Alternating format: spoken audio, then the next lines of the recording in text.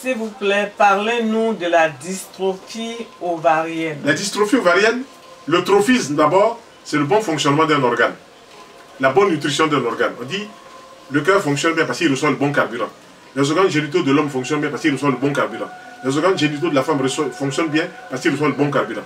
Si ces organes ne reçoivent pas le bon carburant, ils commencent à fonctionner aujourd'hui bien, demain ils ne fonctionnent pas. Quand cette dystrophie veut dire dysfonctionnement. Vous mettez votre main sur l'interrupteur, vous allumez, vous éteignez. Et puis à un moment, quand vous allumez, ça ne s'allume plus, ça s'éteint, ça s'allume, ça le dysfonctionnement. C'est la même chose pour la dystrophie ovarienne, c'est la même chose pour la dystrophie du cœur, c'est la même chose pour la dystrophie des organes génitaux de l'homme. Vous voyez, chez l'homme, on dit hypertrophie. Là, donc, ça a dépassé le fonctionnement aujourd'hui, demain, ça gonfle. Donc, chez la femme, la dystrophie ovarienne, c'est que les ovaires ne fonctionnent plus, ils commencent même par devenir tout petits. Voilà, et le praticien qui est à l'hôpital va vous dire, ah, vos glandes génitales ne fonctionnent plus bien, il faut trouver le carburant nécessaire, il faut trouver les hormones dans les médicaments, dans les plantes pour que ça puisse fonctionner correctement. Quant à nous, s'il y a une dystrophie ovarienne, on vous demande premièrement de manger des fruits variés au petit déjeuner, crus, juteux, au moins 3 jours, 4 jours, et puis vous prenez 2 ou 3 jours pour ne manger que des fruits secs. Fruits secs, je reprends amandes, noix, noisettes, noix de coco, arachide cru, noix de cajou cru, voilà. C'est ce qu'il faut prendre normalement.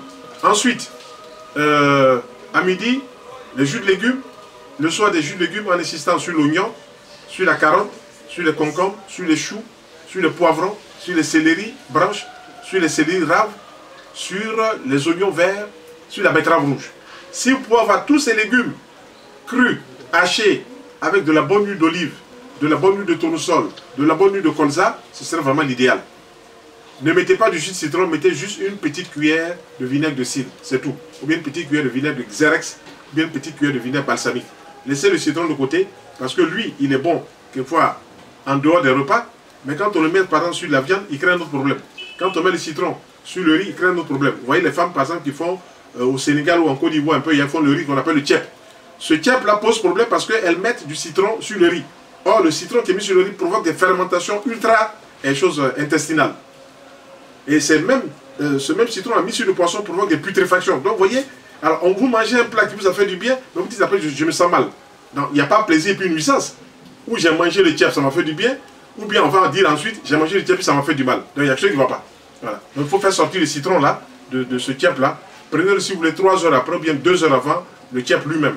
Voilà. Ces préparations sont bonnes, mais il y a des choses que les femmes qui préparent ajoutent qu'il faut enlever complètement. Il faut enlever le citron sur le riz, il faut enlever le citron sur le poisson. Certains vous disent non, on met ça à cause des graisses. Mais en ce moment, il ne faut pas préparer les graisses. Il ne faut pas vouloir manger ceci, puis en même temps dire non, on va garder cela. Voilà. Donc je vous remercie, il faut bien comprendre cela.